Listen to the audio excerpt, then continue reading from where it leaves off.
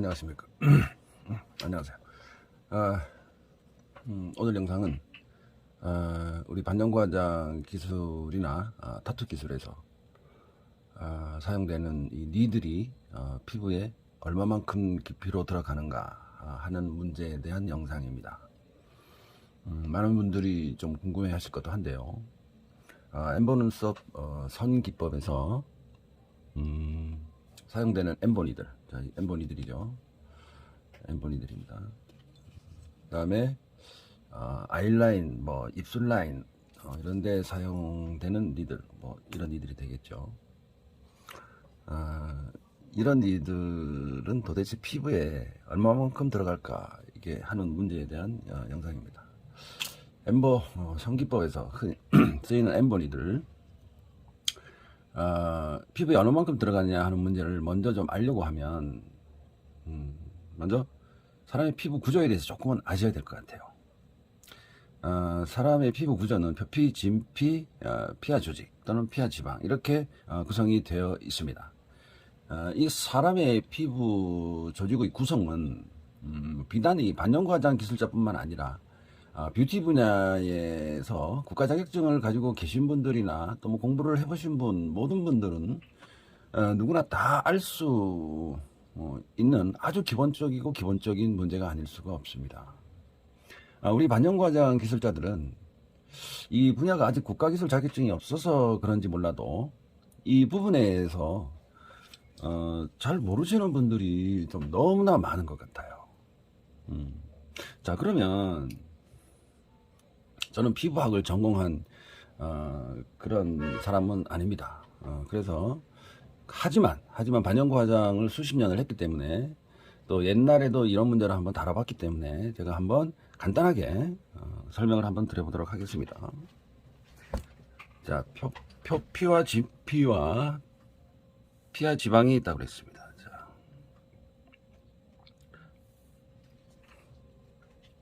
자, 보이나요? 자, 이것을 얘를 표피라고 하죠. 얘를 진피라고 하고, 얘를 피하 지방이라고 합니다. 자, 이 전체를 우리는 이제 보통 피부 이렇게 이제 부르고 있어요. 표피, 진피, 피하 지방. 자, 반영구 화장을 하시는 분들은 이거 몰라도 돼요. 피하 지방 몰라도 됩니다. 표피와 진피가 어떻게 되느냐 하는 문제예요. 여기서 이제 그 표피층, 이 표피층의 두께가 얼마나 됐냐 하면은 얘가 0.3, 4mm에서 1.5mm 정도? 뭐 플러스 마이너스는 있을 수가 있어요. 이렇게 되고, 이 표피층은 여러분들이 아주 잘 알듯이 각질층과 투명층. 자, 투명층은 손바닥하고 발바닥밖에 없죠. 그 다음에 과립층, 또 뭐더라, 유국층, 기저층. 자, 너무나 여러분들이 기본적으로 잘 알고 계시는 분야입니다, 이 부분이. 자, 그러면은 진피층의 두께는 얼마 정도 되느냐? 이거는 한 1mm에서 1에서 뭐 한 얘보다는 두꺼워야 되겠죠. 뭐 한 3mm 정도까지, 플러스 마이너스. 자, 이렇게 된다는 거예요. 자, 그러면 이 그림을 좀 잘 보시는 분들은 이거 뭐야, 뭔가 이상하네 하고 딱 느끼실 수가 있어요. 뭐냐, 요 부분이 겹치죠. 요 부분이 겹친단 말이에요. 여기는 왜 1.5mm야? 여기는 왜 1mm야? 얘가 더 깊숙이 있는데. 자, 이것이 문제라는 거예요. 자, 그러면 이 그림에서 엠보니들, 자, 우리가 엠보 기술을 할 때 엠보니들은 얼마만큼까지 들어갈까요 하는 문제입니다. 자, 우리 반영과장 배우시는 분들이나 또는 기술자조차도 조금 잘못 알고 계시거나 또 잘못된 지식을 전달하는 분들이 계신 것 같아서, 제가 오늘 좀 그림은 잘 못 그리지만 한번 그렸습니다. 자, 문제점이 도대체 뭐냐 이거지. 반영과장 기술자 분들 중에서 아직도 많은 분들이 뭐 영상을 올리는 분이 있을런지는 모르겠습니다만은 인스타그램에서는 보이더라고요. 자, 표피에만 시술한다. 이렇게 말씀을 하시는 분이 계세요. 실제 시술할 때도 니들의 깊이가 표피에만 들어간다라고 가르치시는 분이 계시단 말이에요. 그러면 표피가 여기까지죠. 표피가 여기까지입니다. 그러면은 니들의 깊이가 어떻게 됩니까? 좀 크게 그리면, 자, 니들의 깊이가, 자, 이런 식으로 와서,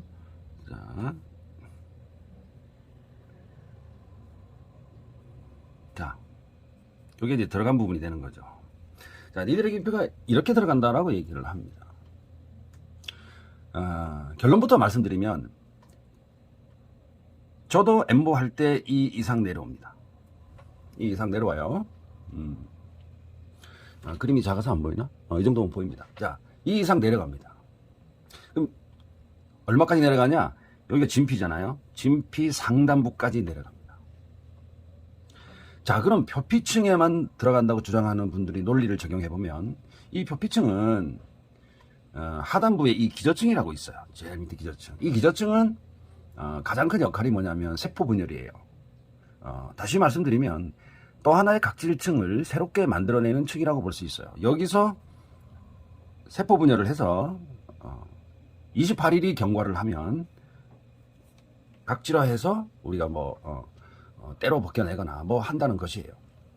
우리가 흔히 피부 활성화 현상이라고도 하고 피부 각질화 현상이라고도 하는 단계를 거치는 거죠. 일반적으로 우리가 생리 주기와 같은 28일 이렇게 규정을 하고 있습니다. 이 이론을 적용을 하면 표피에만 들어간다라는 이론을 적용하게 되면 표피층까지만 투입이 된 색소는 28일 뒤에는 각질화 또는 피부 활성화 현상으로 인해서 시술했던 흔적이 감쪽같이 사라지게 된다는 것입니다. 그러면 반영구 화장이 28일만 가는 거야. 28일. 자, 이론적으로 그렇습니다. 28일만 갑니다. 자, 이 이론, 표피, 진피, 피하 지방. 자, 이런 층의 구조를 가지고 있고, 각 층의 두께는 이렇다라고 하는 것은 부정할 수가 없습니다. 의사들을 가르치는 의대에서나 또는 피부학을 전공하시는 분들과 또는 의료기를 제조하는 회사들, 화장품을 만들어내는 화장품 회사, 이 모든 분야에 적용이 되는 이론입니다. 우리가 네이버만 검색을 탁 해봐도 너무나 자세하게 나와 있어요. 이 모든 분야, 모든 산업에 적용되는 이론입니다. 우리가 네이버에만 탁 검색을 해봐도 너무나 자세하게 나와 있는 것이 이 피부 쪽 탁 치면 됩니다. 여러분들도 네이버에 피부 조직 이렇게만 탁 쳐도 다 나옵니다. 또한 이 표피층의 하단부 구조. 자, 여러분들 제가 여기다가 다시 하나만 좀 그릴게요. 자, 여기가 이렇게 했습니다. 자, 여기가 표피입니다. 표피. 자, 똑바로 보이는구나. 표피고, 그 다음에 여기가 진피입니다. 진피. 자, 여기가 피하 지방입니다. 자, 피하 지방은 알 필요가 없다고 그랬어요. 자, 근데 우리 반영구 화장 기술이 여기까지 들어간다. 자, 근데 표피층의 하단부, 자, 기저층이라고 그랬어요. 표피층의 하단부와 진피층의 상단부는 요렇게 깔끔하게 되어 있지 않아요. 요 표피층의 하단부와 진피층의 상단부 경계면의 구조는 이런 식으로 되어 있습니다. 자, 이런 식으로 되어 있기 때문에 이 물결 모양처럼 되어 있어요. 이런 모양으로 되어 있기 때문에 니들의 깊이를 몇 미리까지 넣을 수 있다는 기술자는 존재하지 않는다는 거예요. 자, 여기가 1.5mm까지라고 가정을 하면 여기 1.5mm가 될 수도 있고 여기는 1.2mm가 될 수도 있고 여기는 다시 1.5mm예요. 이런 식으로 파생형으로 되어 있다. 이런 뜻입니다. 제가 수십 년을 엠보 기술가로 살아왔지만 저 역시 0. 몇 mm까지 정확하게 깊이 조절을 할 수 있느냐라는 문제에서는 저는 자신이 없습니다. 불가능하다고 말씀을 드립니다. 근데 어떤 분은 그냥 1mm, 2mm만 따지면 되지 뭘 0. 몇 mm를 따져. 여기 0. 몇 mm가 나왔잖아요. 그렇게 반영구 화장을 하는 기술자들은 1mm 들어가요, 2mm 들어가요 라는 문제가 아니에요. 이거는 0점 몇 mm를 어떻게 조절하느냐 이런 문제를 이제 논하게 되는 것인데요. 만약에 표피층과 진피층이 이렇게 자로된 듯이, 이렇게 아까 처음에 이렇게 자로된 듯이 이렇게 반듯하게 되어 있다고 하면 어느 정도까지는 가능할 수도 있겠습니다. 예를 들어서 제 자랑이 아니고 뭐 한 10년 20년 하신 분들은 야, 이게 여기 표피층 여기 하단부가 1.5mm까지야. 그럼 1.5mm는 대략 맞출 수 있어요. 맞출 수 있습니다. 정확하진 않지만 어느 정도는 맞출 수 있습니다. 하지만 보시듯이 표피층의 하단부와 진피층의 상단부의 경계면은 이렇게 파생형으로 되어 있기 때문에 인간의 능력으로는 니들 깊이를 조절할 수 없다라는 것이에요. 그래서 기술자는 어디까지 하느냐? 그냥 여기까지 하는 거예요. 진피층 상단 부분까지 여기까지 하는 거예요. 그러면 이 사람의 피부 구조가 어떻게 이루어졌느냐에 따라서 지속력도 서로 다르게 적용이 된다는 뜻이에요. 자, 그럼 여기서 우리 기술자들이 동양인과 서양인의 또 피부 두께를 좀 아실 필요가 있어요. 동양인은 서양인에 비해서 피부 두께가 2배 차이 납니다. 서양인은 2배입니다. 뭐가? 두께가 2배입니다. 제가 전에 영상도 뭐 여러 번 말씀을 드린 걸로 기억이 나는데, 그래서 우리 우리 속담에 낯이 두껍다 뭐 이런 속담도 있는 것 같습니다만은 정확한 표현이 된지는 모르겠습니다만은 딱 보기에도 우리가 두꺼워요. 동양인들이 두껍단 말이에요. 학계의 정설입니다. 그래서 엠보 성기법에서는 이 구불거리는 눈썹 패턴, 이렇게 우리가 엠보 선을 만들 때 이렇게 S자로 만들거나 뭐 이런 패턴을 만들거나 뭐 이런 거 보이죠? 이런 것들은 동양인에게 시술이 거의 불가능하고 그냥 도화지나 그림으로만, 고무판이나 이런 데 그림으로만 가능한 기술이다. 증명이 다 되는 거예요. 그래서 같은 나이라도 서양인들이 노화가 더 빠르죠. 햇볕에 매우 약한 현상을 보이고 있다는 뜻입니다.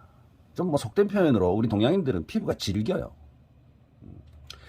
이렇게 이론을 바탕으로 엠보 선기법으로 많이 눈썹을 만든다고 하면 표피 하단부를 지나서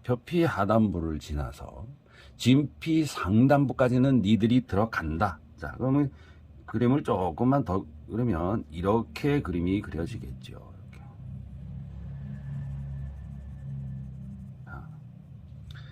진피 상단부까지 들어왔어요. 니들이. 이게 정확한 것입니다. 표피에만 니들이 들어가기 때문에 의료 행위가 아니고 피도 나지 않는다라고 주장했던 이론이 있습니다. 우리 반영구 화장 기술자들의 이론이었어요. 과거에 몇십 년 전에. 제 수강생분들이 가끔 엠보 눈썹 성기법이나 시술을 할 때 피가 나요? 피가 나지 않나요? 라고 질문을 주시는 분들이 거의 다 대부분입니다. 진피층에도 미세 혈관이 지나가기 때문에 혈관을 건드리면 피가 나게 되는 것이죠. 자, 여기에 혈관이 이렇게 올라와 있어요.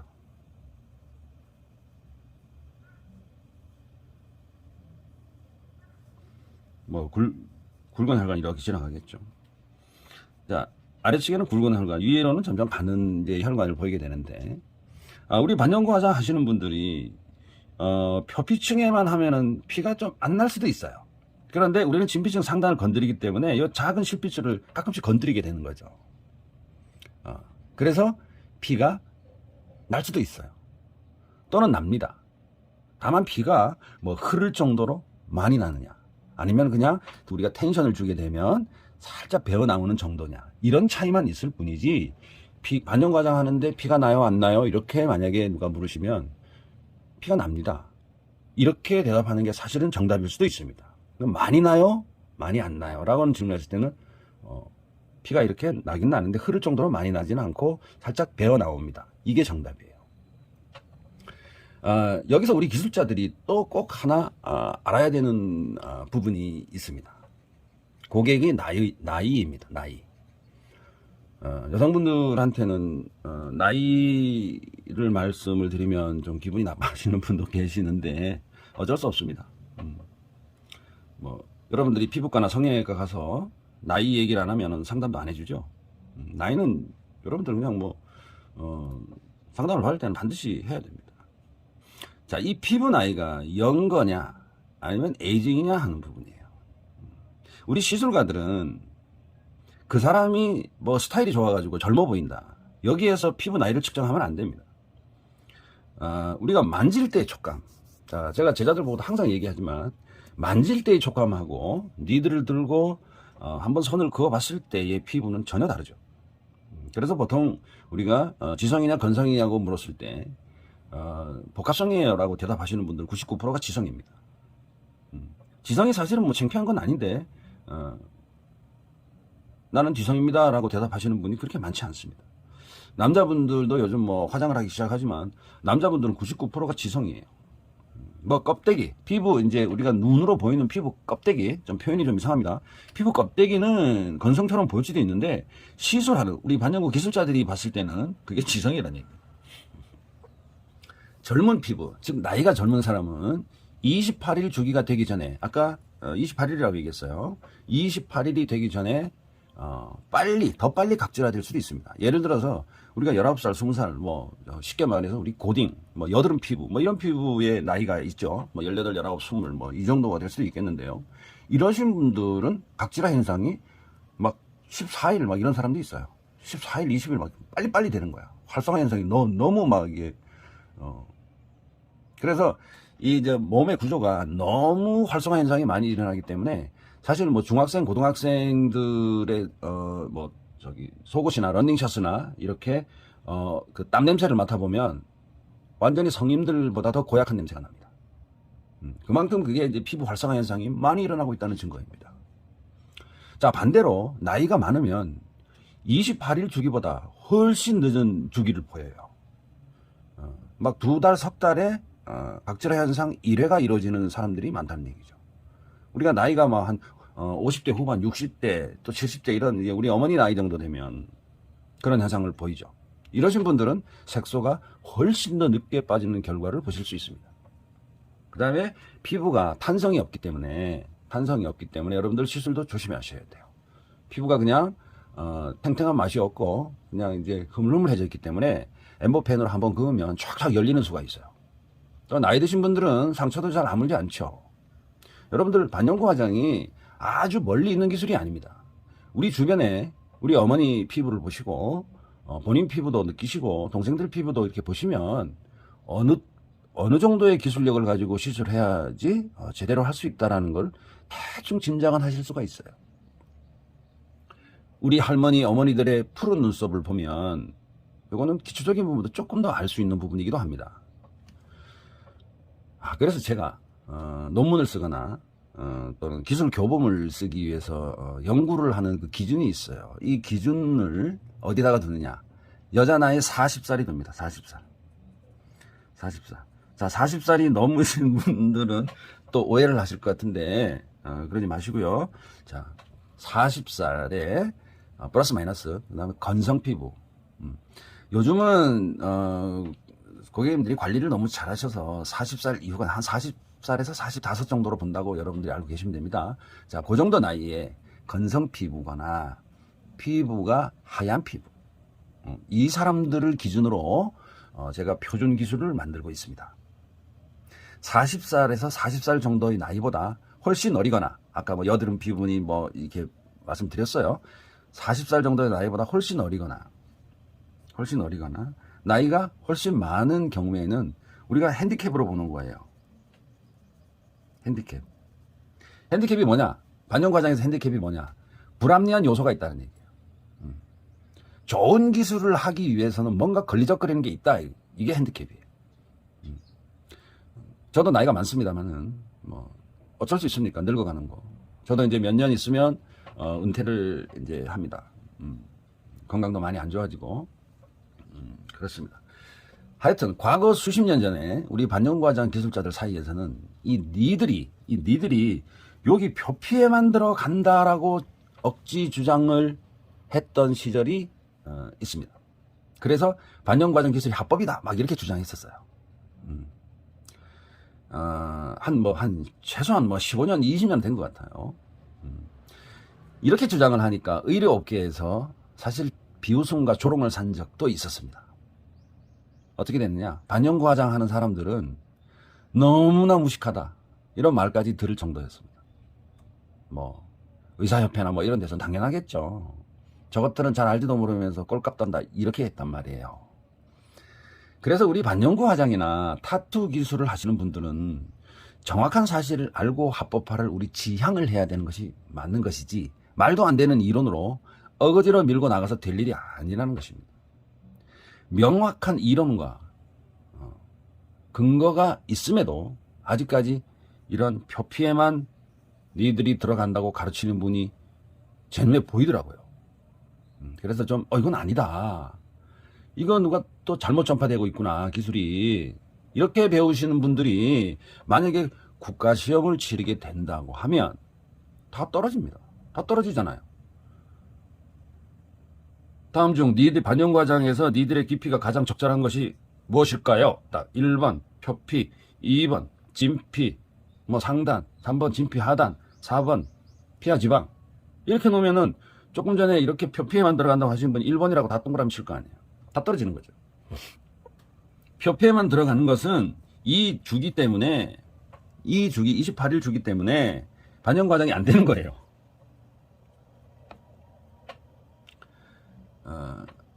만약에 이게 국가시험에서 기술 분야의 필기시험에서 1번과 2번, 첫 번째 아니면 두 번째로 앞을 다투어서 아마 다뤄질 정도로 이 피부의 구조나 니들의 깊이 이런 부분에 대해서는 아주 기본적으로 상식적인 이론이 아닌가 싶습니다. 제가 만약 시험 출제위원이면 이 문제는 기본적으로 점수를 주기 위해서라도 낼 것 같습니다. 좀 웃기는 얘기지만 그 정도로 이거는 기초 상식이라는 얘기. 자, 오늘 영상의 결론은 이렇습니다. 기술이 아무리 좋은 기술가라 하더라도 이 표피층에만 니들을 넣을 수 없고 진피층 상단에까지는 니들이 들어간다입니다. 자, 둘째, 피부의 구조는 표피, 진피와 경계선에는 이렇게 파생형으로 되어 있기 때문에 사람의 표피와 진피층 두께가 다르기 때문에 반영과장 기술자들은 고객의 표피층 두께를 측정할 수 없다입니다. 뭐 병원에 가서 특별한 기계를 써서 측정할 수는 있을 수도 있어요. 자, 제가 오늘 영상은 이것으로 마치겠습니다만은 여러분들에게 피가 되고 살이 되는 영상이었으면 좋겠습니다. 구독과 좋아요 꼭 좀 눌러주시고요. 알람 설정을 해주시면 제 영상을 빠르게 보실 수가 있습니다. 제 영상 들어주셔서 감사합니다.